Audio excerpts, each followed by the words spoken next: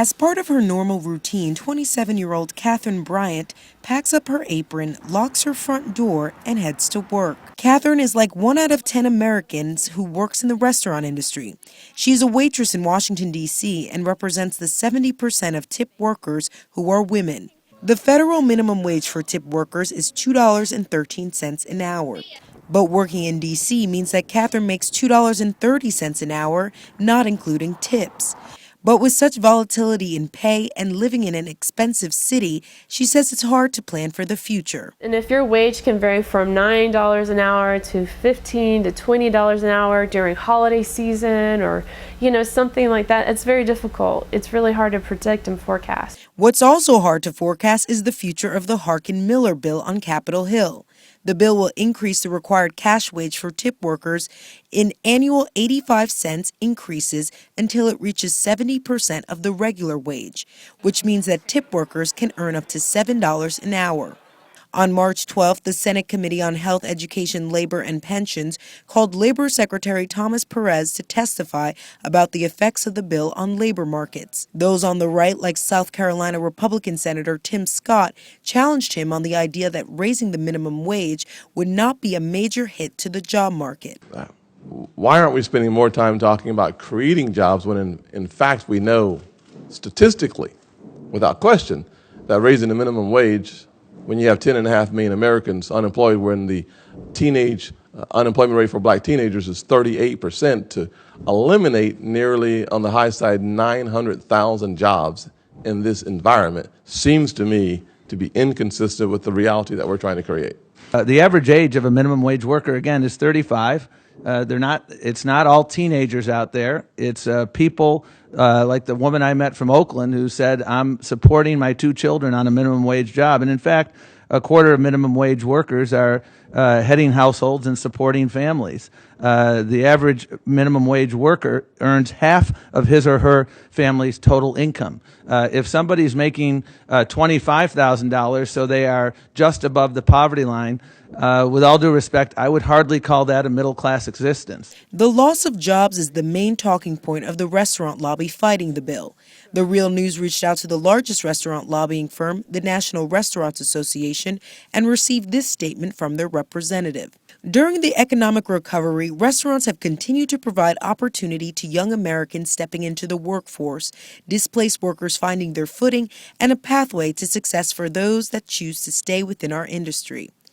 An increase in the minimum wage like the one proposed in the Harkin-Miller bill would significantly limit the entry-level opportunities businesses can provide.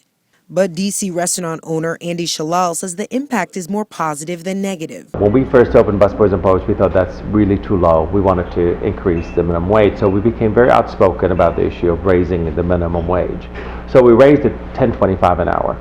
And, of course, if you sit and do the math and, look at every impact that will have, it's quite a bit. It's hundreds of thousands of dollars per location for us, having as many workers that we have and all of that. But the reality is the impact is obviously very noticeable, but it pays off in many different ways. It pays off in employee loyalty, it pays off in customer loyalty, it pays off in many different ways. Andy Shalal is the president and CEO of the restaurant chain Busboys and Poets and the restaurant Eatonville. While running for mayor of D.C., he currently has 4 locations and will be expanding with 2 more locations by the end of the year. We're talking about minimum wage. We're talking about the base that anybody can pay. And then some states, like you said, can afford to pay more or feel like it's better to pay more or feel that they want to take care of their workers differently, then that's up to them to increase that. But I think we need to have some standards, just like we have labor standards when it comes to child labor, when it comes to overtime, when it comes to other issues that we fought over the years for. So I think we should always be progressing in this arena. Critics of the Harkin-Miller bill point to the law, which is supposed to protect workers from actually collecting simply the $2.13 an hour wage.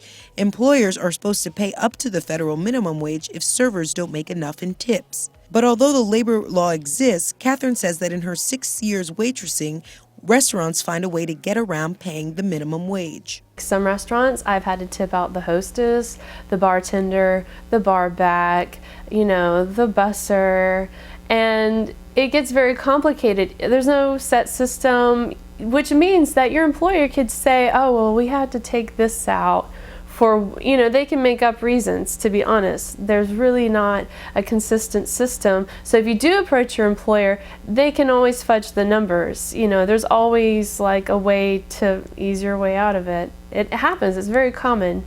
So we've all been to a restaurant and the moment arrives when the check comes.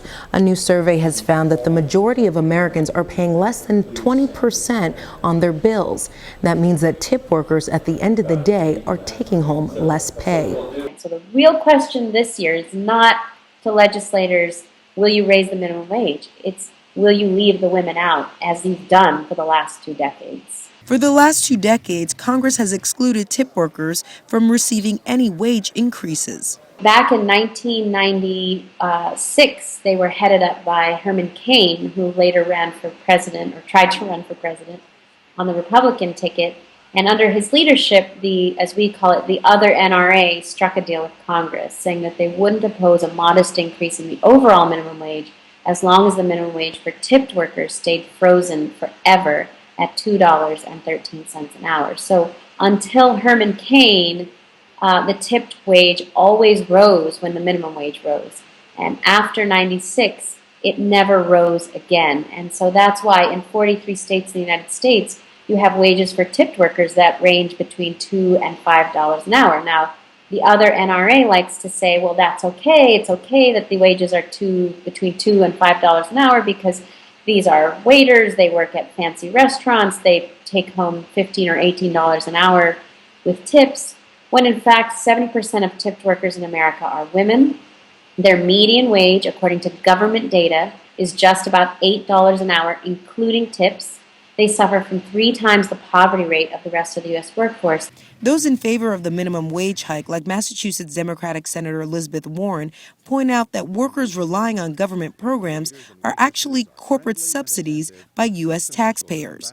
Currently, the Harkin-Miller bill would peg any raise in tip workers' minimum wage to inflation, but Senator Warren wants to take it a step forward by eliminating the sub-minimum wage altogether. There are states that currently have no sub-minimum wage, states like Nevada and California. All tip workers make a minimum wage similar to the federal minimum wage. Look, this is the only industry in America and really in the world that gets away and has gotten away for the last many decades saying we shouldn't have to pay our own workers' wages, customers should.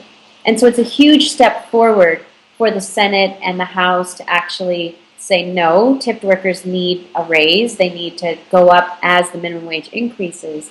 That is an important step forward, but because what we ultimately need is to get rid of this system altogether so workers actually earn wages rather than tips. Catherine says that's something that she certainly would like to see in the restaurant industry. If we raise the tip minimum wage to the level of minimum wage, if there was just a base salary that everyone should enjoy. Those in service will have to wait and see if Congress will serve their interests this time around.